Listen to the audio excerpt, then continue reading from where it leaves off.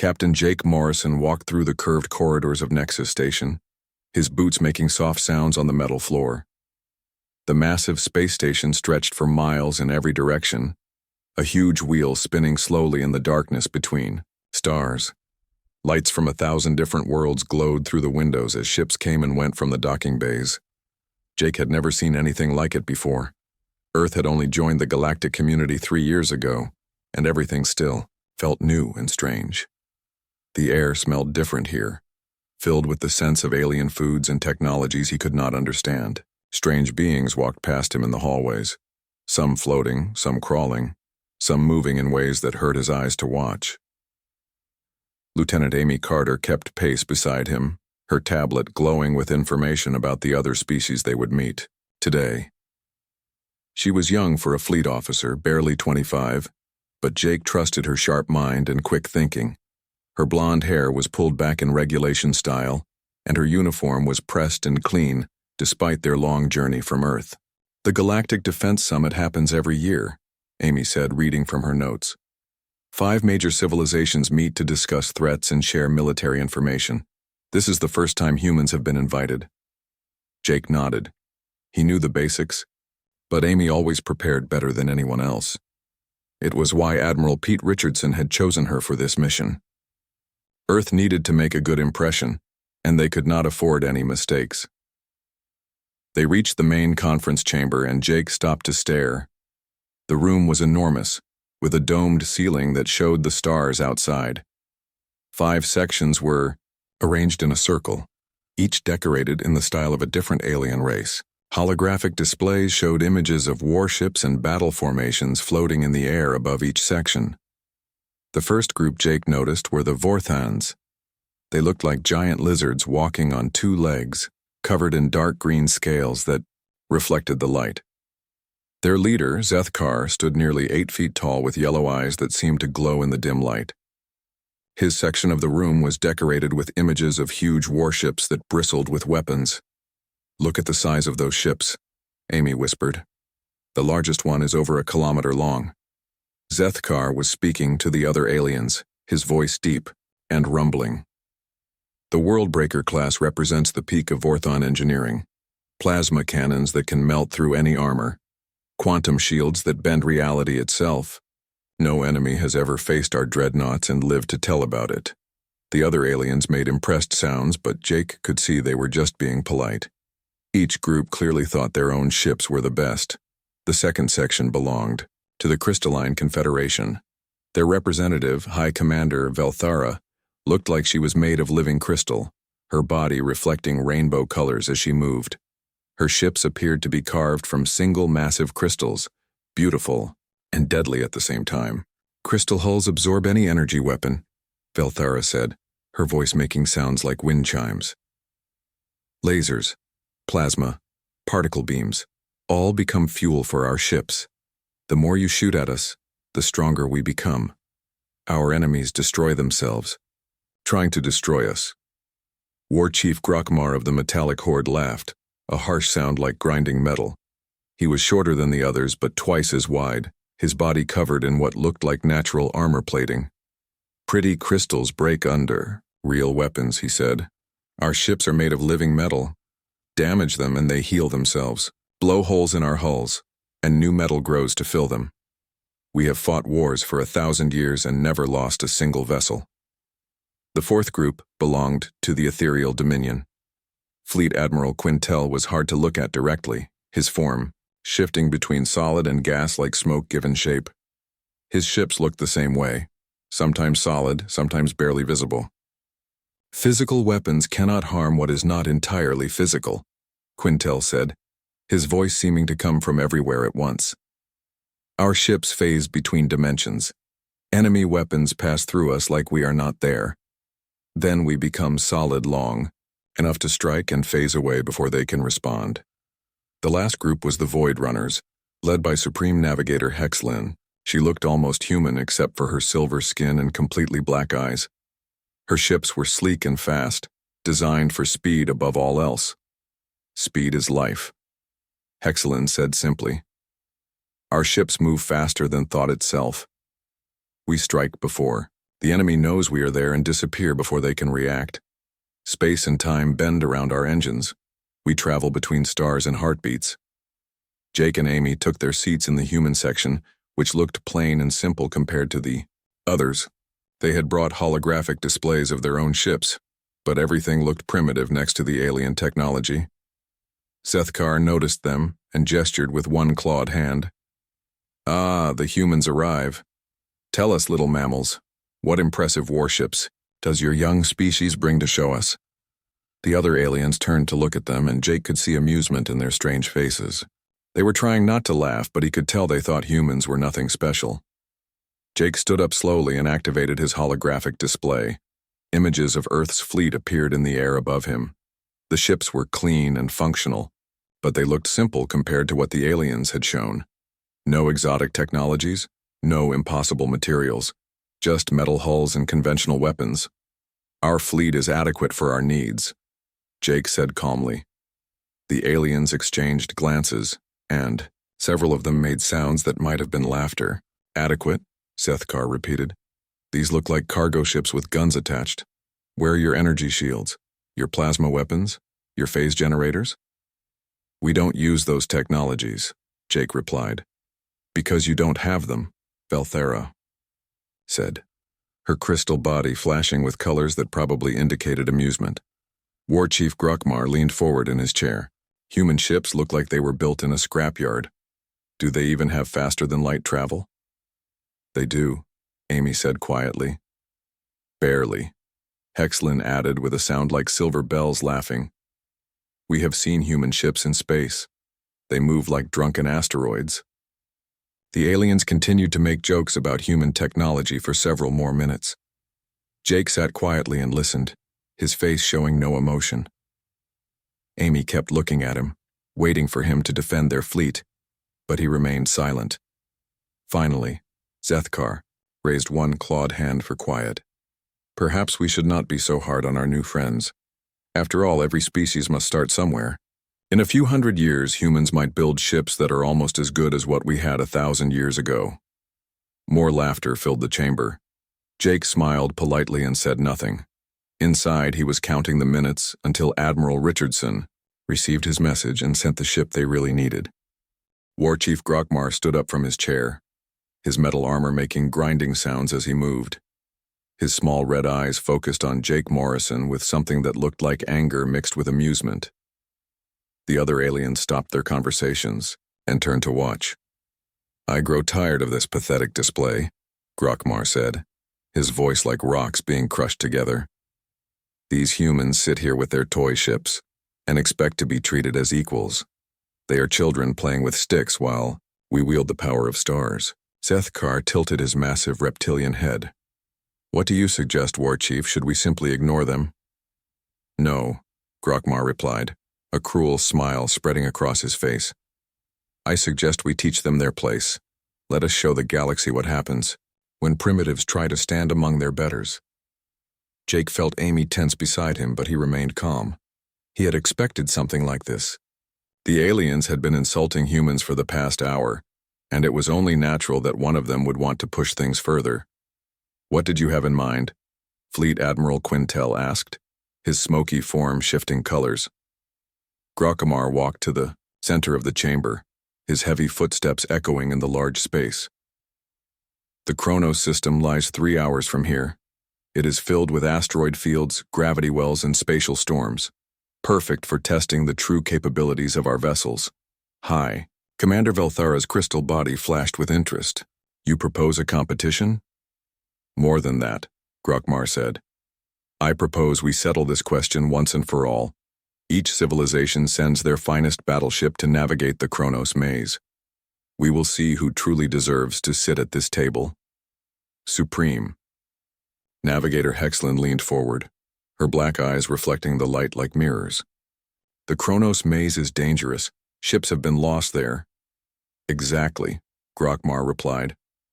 "No hiding behind fancy words or diplomatic treaties. Just raw skill and superior technology facing the worst that space can throw at us." Jake stood up slowly. "What are the terms of this competition?" The aliens turned to stare at him in surprise. Zethkar made a rumbling sound that might have been laughter. You cannot be serious, human. Your ships would be destroyed in the first hour. What are the terms? Jake repeated calmly. Grokmar's smile grew wider. Simple. Each species sends one battleship into the Kronos system. The ships must navigate through the maze while engaging holographic targets and avoiding natural hazards. Points are awarded for speed, accuracy, and tactical skill. The winner gains full voting rights on the Galactic Defense Council and access to the restricted trade routes. And the losers? Amy asked quietly. The losers accept that they are inferior, Velthara said, her voice like breaking glass. They step aside and let their betters make the important decisions. Jake nodded. I accept your challenge. The chamber fell silent. Even the background hum of the station's systems seemed to quiet down. The aliens stared at Jake as if he had just announced his intention to fly into a star. You accept? Zethkar said slowly. Human, do you understand what you are agreeing to?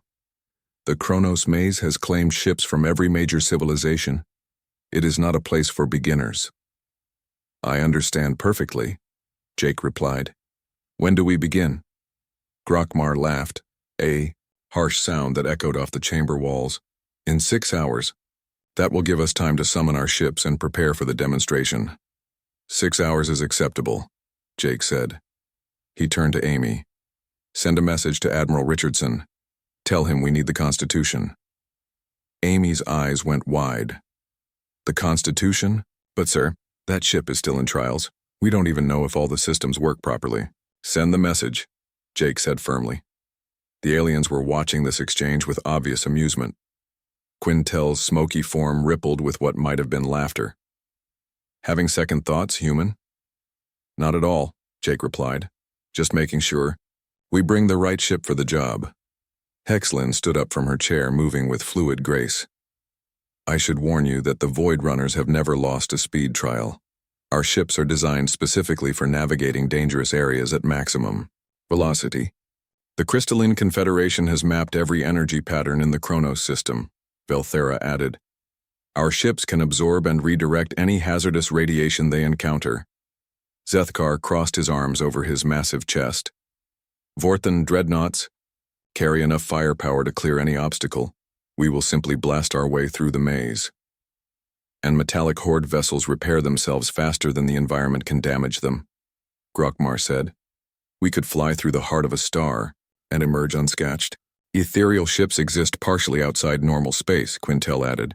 Most hazards cannot even touch us. Jake listened to their boasting without expression. Those are impressive capabilities.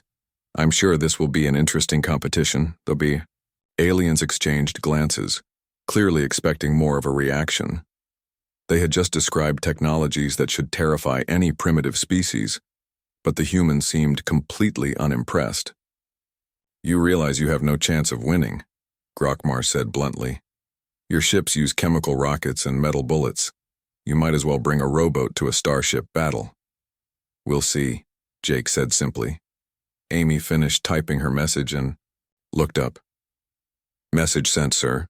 Admiral Richardson should receive it within the hour. Good, Jake replied. He turned back to the aliens. Is there anything else we need to discuss, or should we begin preparations? Zethkar gestured toward the exit. The docking bays are on level 7. We will meet there in 6 hours to witness your humiliation. Looking forward to it, Jake said, politely.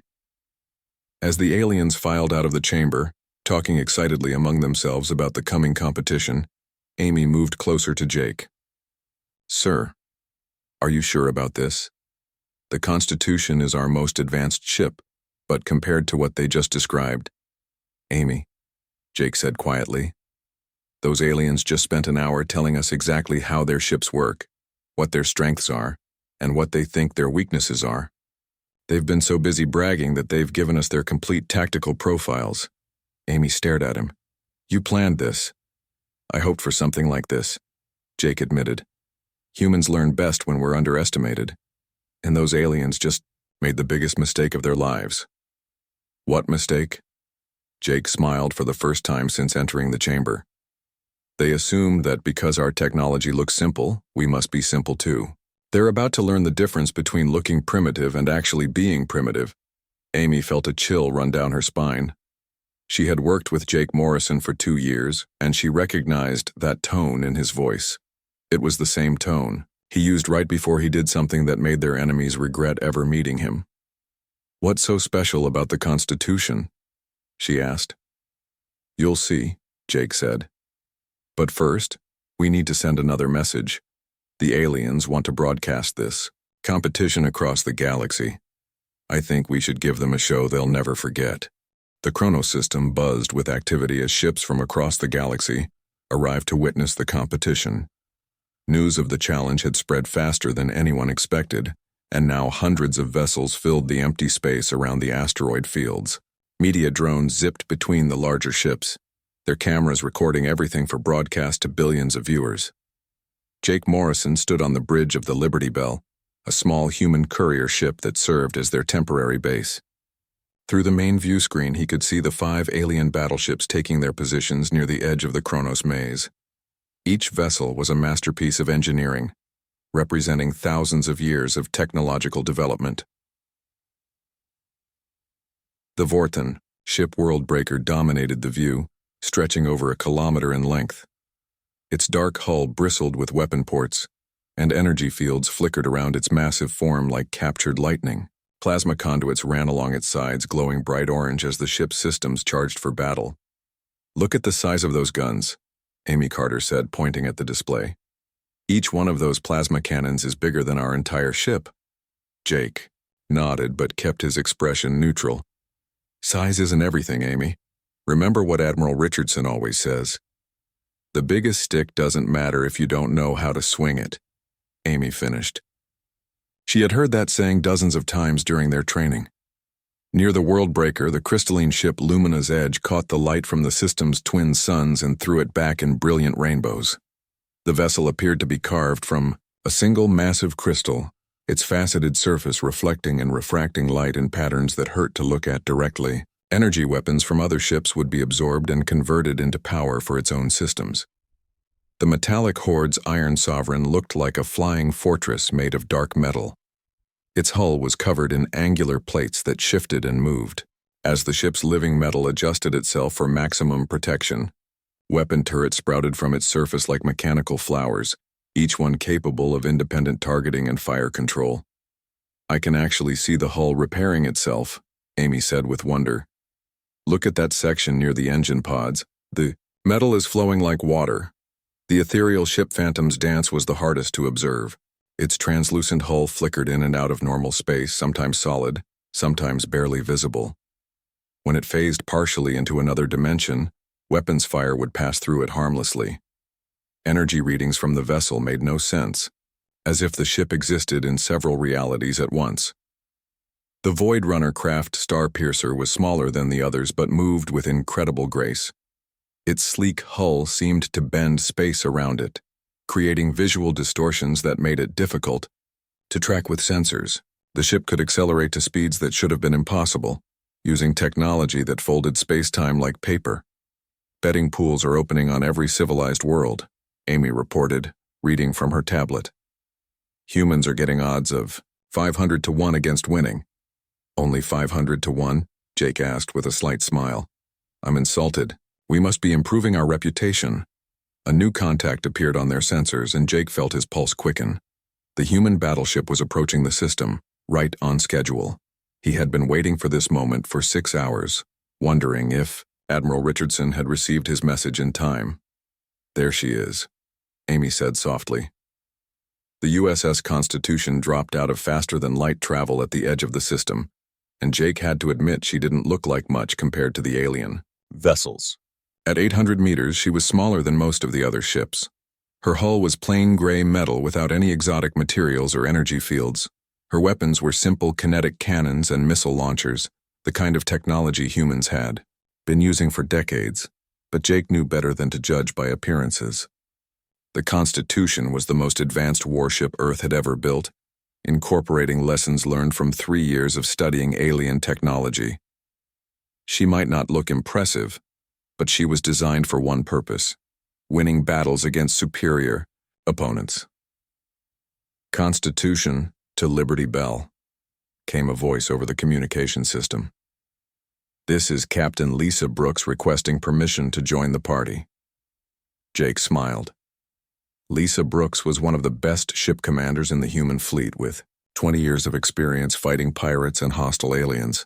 If anyone could pilot the Constitution through the Kronos maze, it was her. "Permission granted, Captain Brooks. Welcome to the show." "Wouldn't miss it for the world, Captain Morrison. My crew and I have been looking forward to this ever since. We got your message." The alien commanders had noticed the Constitution's arrival, and their reactions were exactly what Jake had expected. Zethkar's voice boomed across the communication channels filled with mocking laughter. "Is that the best humanity can offer? It looks like a cargo hauler with guns welded onto the sides." War Chief Grokmar's harsh voice joined in. "I have seen more impressive vessels hauling garbage between mining stations. Are you certain this ship is even armed?" High Commander Velthera's crystal chimes sounded amused. "Perhaps we should offer the humans a head start. It seems unfair to compete against such primitive technology." Fleet Admiral Quintel's smoky voice drifted across space. "Their ship barely registers on our sensors. I question whether it can even survive in the maze environment." Supreme Navigator Hexlin spoke last, her silver voice filled with pity. "We should call off this competition. It would be cruel to watch such a vessel attempt what is clearly beyond its capabilities." Captain Brooks' voice came back over the channel, calm and professional. "Constitution is ready to begin when you are. All systems are green and crew is at battle stations." The alien commanders exchanged more mocking comments, but Jake noticed something interesting. Their initial arrogance was giving way to curiosity. The Constitution might look primitive, but there was something about Captain Brooks's confidence that didn't match what they expected from an inferior species. A neutral voice announced the rules over the communication system. The Kronos maze stretched for several million kilometers, filled with asteroid fields, gravity wells, radiation storms, and artificial obstacles. Each ship would navigate the same course while engaging holographic targets and avoiding environmental hazards. Points would be awarded for speed, accuracy, and tactical effectiveness. "Competitors, take your positions at the starting line," the announcer continued. "The competition will begin in 10 minutes. The 5 alien ships moved into formation, their exotic propulsion systems creating spectacular light shows. Energy cascaded from their hulls as they prepared for the challenge ahead. Weapon systems charged with visible power, and defensive fields strengthened to maximum capacity. The Constitution took its position among them, looking small and plain by comparison. No energy fields flickered around its hull. No exotic particles streamed from its engines. It simply moved into position with quiet efficiency, like a worker among aristocrats. Jake watched the media drones swarming around the alien ships, recording their impressive displays for the galaxy to see. The Constitution received much less attention, dismissed as unworthy of serious coverage. "They're making a mistake," Amy said quietly. "What kind of mistake?" Jake asked. "They're assuming that because our ship looks simple, Captain Brooks and her crew must be simple too. They don't understand that humans have been fighting wars for thousands of years. We know how to win battles even when we're outgunned." Jake nodded. "The aliens have better technology, but technology doesn't win wars. People do. And Captain Brooks has the best crew in the human fleet." The countdown began, and Jake felt tension building throughout the system. Hundreds of alien spectators waited to see their champions demonstrate their superiority over the primitive humans. Betting pools closed as final wagers were placed. Media networks prepared for what they expected to be a short, one-sided demonstration. 30 seconds to start, the announcer called. Jake activated his communication system. "Captain Brooks, this is Morrison. Show them what humans can do." "Copy that, Morrison. It's going to be a pleasure." The starting signal echoed across space, and 6 warships leaped forward into the Kronos maze. The 6 warships plunged into the Kronos maze like hunters entering a deadly forest. Asteroids the size of mountains tumbled through space, their surfaces scarred by millions of years of collisions. Radiation storms crackled between the rocks, creating walls of deadly energy that could fry any unprotected ship. Gravity wells from collapsed stars pulled at the vessels, trying to drag them off course or crush them completely. Captain Lisa Brooks sat in the command chair of the USS Constitution, watching her screens as the other ships spread out ahead of her. The alien vessels immediately began showing off their advanced capabilities, each one demonstrating why their species believed they were superior. The Worldbreaker took the most direct approach, using its massive plasma cannons to blast through anything in its path. Asteroids exploded into glowing fragments as the Vorthan ship carved a straight line through the maze. Energy shields deflected radiation storms, and powerful engines pushed the kilometer-long vessel forward at impressive speed. "Look at that firepower," said Commander Rick Stone, the Constitution's tactical officer. "They're not even trying to navigate around obstacles, just blowing everything apart." Captain Brooks nodded but kept her eyes on her own displays. "Brute force has its place, but it won't work for the entire course. They'll run out of power long before they reach the finish line." The crystalline ship Lumina's Edge took a completely different approach. Instead of avoiding the radiation storms, it flew directly through them, absorbing the deadly energy and converting it into fuel for its systems. The crystal hull glowed brighter, with each energy burst it consumed, and its speed increased as it gathered more power. "That's clever," said Lieutenant Dana White from the navigation station. "They're turning the maze's dangers into advantages." "For now," Brooks replied. "But what happens when they encounter hazards that aren't energy-based? The metallic hordes?" Iron Sovereign lived up to its reputation for toughness. The ship flew through fields of sharp asteroid fragments without slowing down, letting the rocks tear holes in its hull. Within seconds, the living metal flowed back together, sealing the damage as if it had never happened. Weapon turrets that were destroyed by impact simply regrew from the ship's surface. Fleet Admiral Quintel's Phantom's dance was almost impossible to track as it phased in and out of normal space. The ethereal ship would become solid just long, enough to change course or engage a target, then fade back into another dimension where the maze's hazards could not touch it. It moved through the most dangerous areas like a ghost, untouchable and unstoppable. The Void Runner craft Star Piercer was pure speed made manifest. Supreme Navigator Hexalin pushed her ship to velocities that bent space around it, creating ripples in reality as the vessel tore through the maze. Asteroids seemed to move out of its way, and gravity wells had no time to grab hold before the ship was already past them. All 5 alien ships were making excellent progress, and the spectators watching from safe distances were impressed by the display of advanced technology. Media commentators praised the sophisticated solutions each species had developed for navigating dangerous space. The Constitution, meanwhile, appeared to be struggling.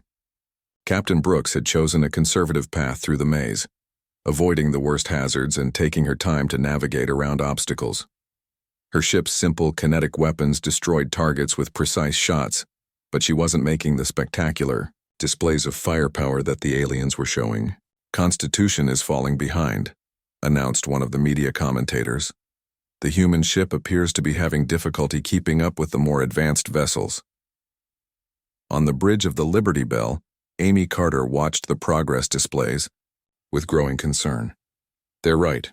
We're in last place by a significant margin." Jake Morrison leaned back in his chair, his expression calm. "Amy, what's the most important rule of military strategy?" "Know your enemy better than they know themselves," Amy replied automatically. "And what has Captain Brooks been doing for the past hour?" Amy looked at the tactical displays again, this time paying attention to the Constitution's sensor readings instead of its position in the race. Her eyes widened as she realized what she was seeing. She's been studying them. Every time one of the alien ships uses a special ability or demonstrates a new technology, the Constitution's sensors record everything. "Exactly," Jake said. "The aliens think they're showing off their superiority. What they're actually doing is giving Captain Brooks a complete tactical analysis of their capabilities, weaknesses, and operating procedures." Back in the maze, the Constitution was indeed falling behind in terms of distance covered. But Captain Brooks and her crew were gathering intelligence that would prove far more valuable than an early lead. The Vorthan ship's plasma cannons have A 15-second recharge cycle between maximum power shots, reported Commander Stone, and their energy shields weaken significantly when they're firing. The crystalline vessel can absorb energy attacks, but kinetic impacts still cause structural damage, added Lieutenant White. Their hull is strong but brittle. The metallic. Ship's healing ability has limits, said Chief Engineer Bob Kelly from the engine room. If you cause damage faster than it can repair, the living metal starts to break down. Brooks nodded, filing away each piece of information. What about the ethereal ship? Interesting pattern there, Captain, Stone replied. It can only stay phased for about 30 seconds at a time before it has to become solid again. There's a brief window where it's vulnerable during each transition. And the Void Runner? Speed is definitely their strength, but they sacrifice maneuverability for velocity. At those speeds, they can't make sharp turns or sudden stops without risking structural damage. Brooks smiled. The alien commanders had been so eager to demonstrate their technological superiority that they had revealed exactly how their ships worked, what their limitations were, and how they could be defeated. It was the kind of mistake that human military officers were trained never to make. Captain, called Lieutenant White from navigation, we're approaching the halfway point. The course is about to get much more difficult. Brooks looked at her tactical display. The alien ships were still ahead, but their lead was starting to shrink. The Worldbreaker's energy reserves were dropping from all the plasma cannon fire. The Iron Sovereign was showing signs of metal fatigue from constant repairs. Even the Starpiercer was having to slow down as the maze became more complex. All right, people, Brooks said, her voice carrying to every station on the bridge. We've learned what we need to know. Time to show these aliens what human ingenuity can accomplish. She activated the ship's communication system. Constitution to all vessels. You've put on quite a show so far. Very impressive technology. Zethkar's voice crackled back over the channel. Surrender now, human, and we will ensure you are rescued when your primitive ship breaks apart. That's kind of you, Brooks replied, but I think we'll keep going. After all, we're just getting started. War Chief Grokmar laughed harshly. Your ship is barely keeping up. What could you possibly do that would matter now? Brooks glanced at her tactical officer, who nodded back with a grin. You'll see. Constitution. Out. She closed the channel and turned to her crew. Gentlemen and ladies, it's time to demonstrate why humans have survived every challenge we've ever faced. Not because we have the best technology, but because we have something these aliens seem to lack. What's that, Captain? Asked Commander Stone. The ability to learn from our enemies and turn their strengths against them. Navigation, plot a course. Through the Nexus field. Tactical, prepare the kinetic penetrators. Engineering, give me everything the reactors can handle. Aye, Captain, came the replies from all stations. The Constitution changed course suddenly, heading toward the most dangerous part of the maze where none of the other ships had dared to go. The alien commanders watched in confusion as the human vessel accelerated into what looked like certain destruction. What are they doing? Velthera asked over the communication channel. Committing suicide, Quintel replied. No ship can survive passage through the Nexus field. But Captain Brooks had studied the maze for the past hour, and she had seen something the aliens had missed. A pattern in the gravity wells, a rhythm to the radiation storms, a gap in the asteroid field that opened for exactly 47 seconds every 12 minutes. The Constitution dove toward the center of the maze, where the real test was about to begin. The Constitution plunged into the Nexus field like a missile fired into hell itself. Around the ship, gravity wells twisted space into impossible shapes, while radiation storms crackled with the power of dying stars. Asteroids the size of cities tumbled through the chaos, their surfaces glowing white-hot from constant bombardment by cosmic rays. Captain Lisa Brooks sat calmly in her command chair, watching the navigation display as her ship threaded the needle between certain death and impossible survival. Numbers flowed across her screens, showing gravitational forces that should have crushed the Constitution into scrap metal and radiation levels that should have cooked everyone aboard. Gravity well approaching on the starboard side, called Lieutenant Dana White from the navigation station. Pulling force equivalent to a small star. Use it, Brooks replied without hesitation. Slingshot Maneuver Pattern 7. The Constitution dove toward the gravity well, accelerating far beyond what its engines alone could achieve. The crushing force that should have destroyed the ship instead launched it forward like a stone from a catapult, hurling the vessel deeper into the maze at incredible speed. Behind them, the alien commanders watched in shock as the human ship not only survived the Nexus field, but actually gained speed by using the deadly hazards to its advantage. Impossible, breathed Zethkar from the bridge of the Worldbreaker. No ship can navigate those gravity wells without being torn apart. They are not navigating around them, Velthara observed, her crystal voice filled with surprise. They are using them as propulsion. War Chief Grokmar snarled in frustration. Clever mammals, but cleverness will not save them from what comes next. The Iron Sovereign changed course to follow the Constitution, its living metal hull flowing and reshaping itself to better handle the gravitational stress. But the metallic ship was too large and heavy to duplicate the human vessel's precise maneuvers. Within minutes, it was forced to retreat from the Nexus field or risk being pulled into one of the gravity wells. Fleet Admiral Quintel tried to phase his ship through the worst hazards, but the intense gravitational fields disrupted the ethereal technology. The Phantom's dance flickered in and out of normal space uncontrollably, its crew unable to maintain stable phasing in the chaotic environment. Supreme Navigator Hexalin pushed the Starpiercer to maximum speed, but the complex gravitational maze required constant course corrections that her ship could not make at high velocity. She was forced to slow down or risk flying directly into an asteroid field. High Commander Velthara attempted to absorb energy from the radiation storms, but the raw power in the Nexus field was too much even for crystalline technology. The Lumina's edge began to overload, its crystal hull glowing dangerously bright as excess energy built up inside the ship. One by one, the alien vessels fell behind as they struggled to cope with hazards that the Constitution was turning into advantages. Captain Brooks had spent the first half of the race studying not just the alien ships but the maze itself, looking for patterns and opportunities that superior technology alone could not exploit. Radiation storm dead ahead, reported Commander Rick Stone from the tactical station. Intensity off the scale. Angle the hull plates to deflect the worst of it, Brooks ordered. And charge the capacitors while we pass through. The Constitution flew directly into the radiation storm, its simple metal hull angled to shed the deadly energy like water flowing off a roof.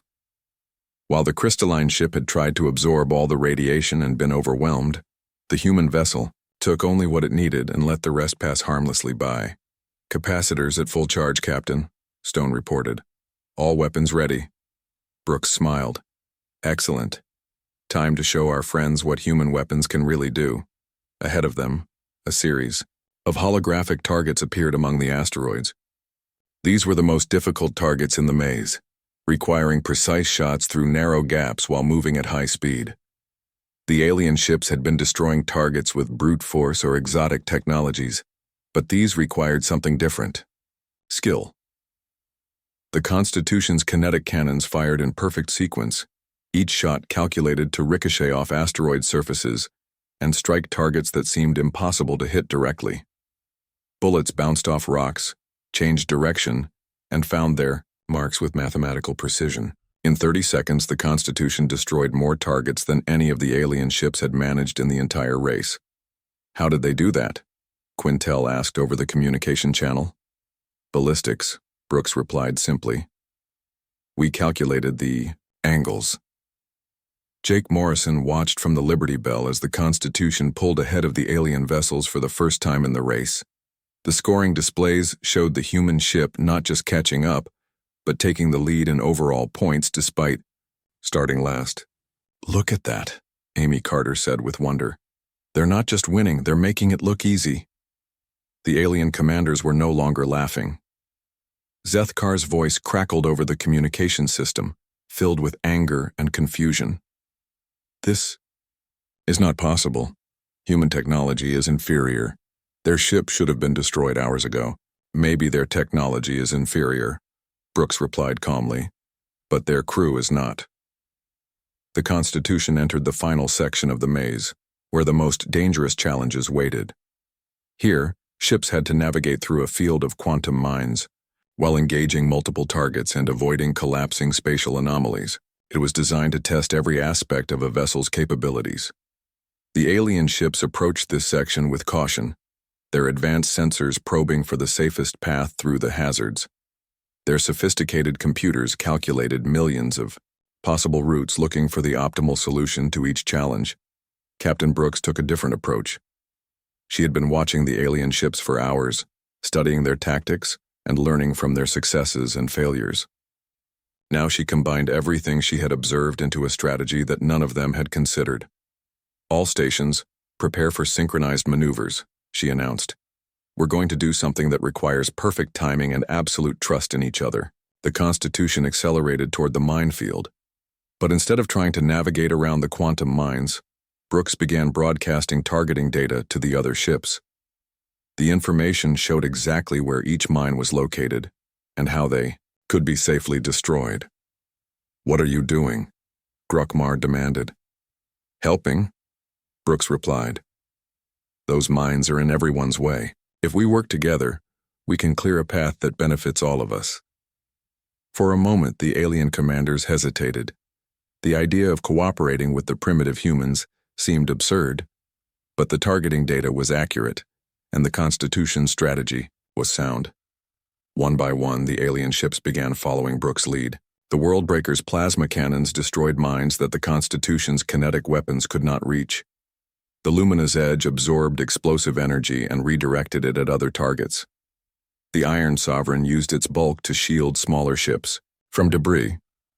The Phantom's Dance phased through dangerous areas to spot hidden threats, while the Starpiercer used its speed to quickly reposition for optimal firing angles. Even the Constitution contributed, its precise weapons taking out mines in locations where the other ships could not fire safely. Working together, the 6 ships cleared the minefield faster than any of them could have managed alone. The final targets fell to coordinated fire from multiple vessels, each one using its strengths to cover the other's weaknesses. As they approached the finish line, the alien commanders realized what had happened. The humans had not won through superior technology or overwhelming firepower. They had won by seeing the bigger picture, by recognizing that the competition was not just about individual capabilities, but about understanding how different strengths could work together. "Final scores," announced the neutral observer.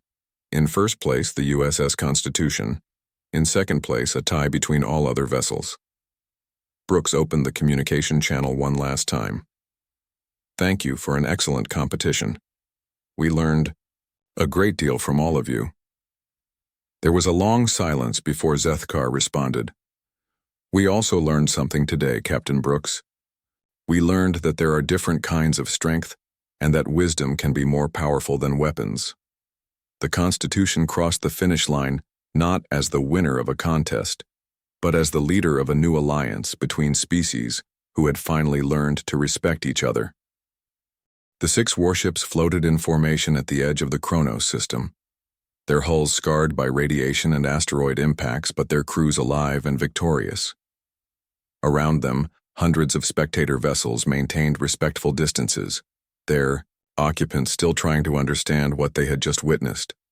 Captain Jake Morrison stood on the bridge of the Liberty Bell, watching the main view screen as the alien commanders requested permission to come aboard the Constitution. It was an unprecedented gesture. In 3,000 years of galactic history, no alien leader had ever asked to visit a human vessel. "Permission granted," Captain Lisa Brooks replied over the communication system. "Shuttle Bay 2 is open and ready to receive you." Amy Carter looked up from her displays, her face showing amazement. "The betting pools are going crazy. Nobody can figure out how to pay the winners. Some people are claiming the competition was rigged." Jake smiled. "In a way, it was rigged, just not the way they think." 20 minutes later, Jake and Amy materialized on the Constitution's bridge using the station's transport technology. The 5 alien commanders were already there, standing in a semicircle around Captain Brooks' command chair. Each of them looked different than they had a few hours earlier.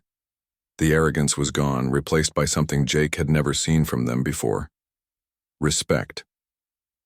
Zethkar was the first to speak, his massive reptilian frame somehow seeming smaller than before. "Captain Brooks, I owe you an apology. We dismissed your species as primitive, but today you taught us lessons that our civilizations have forgotten." Brooks stood up from her chair, her uniform still crisp despite the intense battle they had just fought. "No apology necessary, Zethkar. We all learned something today." War Chief Grokmar stepped forward, his metal armor making soft sounds as he moved. "I have spent 1,000 years believing that superior weapons make superior warriors. You proved me wrong using nothing but metal bullets and clever thinking. Weapons don't win battles," Brooks replied. "People do. Good tactics can overcome almost any technological advantage." High Commander Velthera's crystal body flashed with colors that indicated deep thought. "Your ship absorbed our most powerful attacks and turned them into opportunities. How is this possible with such simple technology?" "Because we didn't try to match your technologies," Brooks explained. "We studied them, learned how they worked, and figured out ways to use them against you. The Vorthon plasma cannons were very impressive, but they have a 15-second recharge time. The crystalline energy absorption is powerful, but it has an upper limit. Every technology has weaknesses if you know where to look." Fleet Admiral Quintel's smoky form rippled with what might have been embarrassment. "We were so proud of our advanced systems that we forgot the most basic rule of warfare: never underestimate your enemy." "We weren't enemies," Brooks corrected, gently. "We were competitors. And in the end, we worked together to overcome challenges that none of us could have faced alone." Supreme Navigator Hexlin moved closer, her black eyes reflecting the bridge lights. "The way you coordinated our ships in the final section was remarkable. You saw possibilities that we missed completely." "That's what humans do," Jake said, speaking for the first time since arriving on the bridge. "We look at problems from different angles. We find connections that others don't see. We adapt." Zethkar turned to face Jake directly. "Captain Morrison, I formally withdraw my earlier challenges to humanity's membership in the galactic community. Your species has proven itself worthy of respect." "More than worthy," Grokmar added. "Today you demonstrated qualities that our civilizations have lost: innovation, adaptability, the ability to see beyond our own limitations." Velthera's chimes rang with a sound like distant bells. "The Crystalline Confederation would be honored to share our energy absorption technologies with humanity in exchange for lessons in tactical thinking. The Metallic Horde offers the same," Grokmar said. "Our living metal secrets for your strategic insights."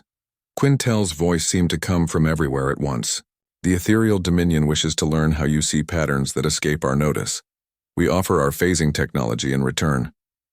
Hexlin spoke last, her silver voice filled with wonder. "The Void Runners have always believed that speed was everything. You showed us that timing and coordination matter more than raw velocity. We would trade our space-folding engines for the chance to train with human tacticians." Brooks looked at Jake, who nodded slowly. This was what they had hoped for, but never dared to expect. Not just acceptance, but partnership. "Those are generous offers," Jake said carefully. "But what makes you think humanity wants your advanced technologies?" The alien commanders exchanged glances, clearly surprised by the question. "Your ships are primitive compared to ours," Zethkar said. "Surely you would want to improve them." Jake smiled. "Our ships aren't primitive. They're optimized for what we need them to do. Adding your technologies would just make them more complex without necessarily making them better." "But the power you could wield," Grokmar insisted. "The capabilities you could achieve." "Power without wisdom is dangerous," Brooks replied. "We've seen what happens when species become too dependent on their technology. They stop thinking for themselves." Amy stepped forward from where she had been quietly observing. "What we really want is something more valuable than any technology." "What is that?" Velthera asked. "Friends," Amy said simply. "Allies who respect us for who we are, not what we can build." The alien commanders stood in silence for several moments, processing this unexpected response. They had come prepared to offer their most advanced secrets, only to discover that the humans valued relationships more than technology. "You continue to surprise us," Quintel said finally. Very well. The ethereal dominion offers humanity our friendship and alliance with no conditions attached. As does the crystalline confederation, Velthara added, and the metallic horde, Grokmar said. The Vorthon Empire as well, Zethkar rumbled. And the Void Runners, Hexlin finished. Jake felt a weight lift from his shoulders that he hadn't even realized was there. For 3 years, humanity had been the newcomers, the primitives, the species that everyone tolerated but nobody truly respected. That had changed in a single day. Then let's make it official, Jake said. He activated his communication system. This is Captain Morrison to all vessels in the Kronos system. Today, 6 civilizations competed in a test of strength and skill. But we discovered something more important than victory. We found out that our differences make us stronger when we work together. Brooks stepped up beside him. The human race is honored to accept the friendship of our fellow species. Together, we can face any challenge the galaxy throws at us. Across the communication channels, cheers erupted from hundreds of alien vessels. The competition that had started as a way to prove superiority had ended as the foundation for a new age of cooperation. As the alien commanders prepared to return to their ships, Zethkar turned back to Brooks one final time. Captain, may I ask you something? Of course. Your ship is called the Constitution. What does that name mean? Brooks smiled. It means a set of principles that people agree to follow. Rules that make it possible for different groups to work together toward common goals. An appropriate name, Zethkar said thoughtfully.